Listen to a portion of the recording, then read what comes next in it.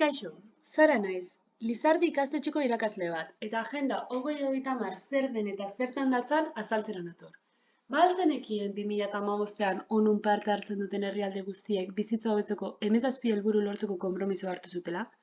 Ba geroztik helburu horiek lantzeko lanean ari gara guztion artean, eta bai, zuek ere bai.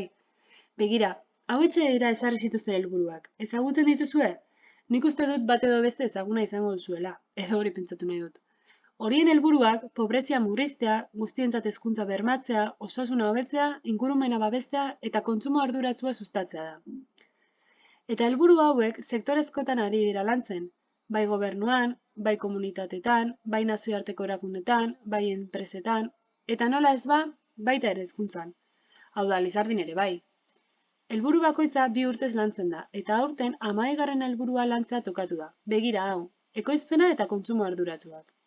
Helburu honek modu iraunkorragoan kontsumitu behar dugula gogorazten digu, gure baliabide naturalak babesteko, alferrik galtzea murrizteko eta gure ekoizpen praktikak hobetzeko.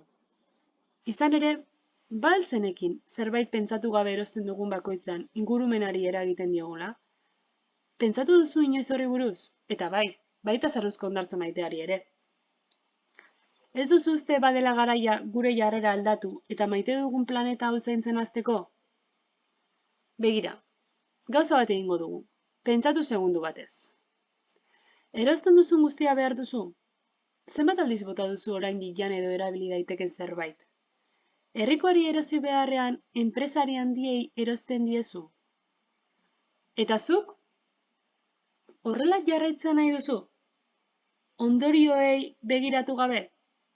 Ez, ezta?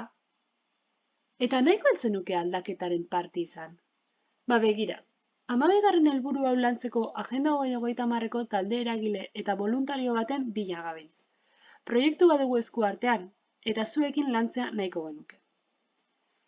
Zuek izango zarete bertako protagonistak, beraz, zuen laguntza behar dugu. Animatu zaitezte. Guztion artean lortuko dugu eta.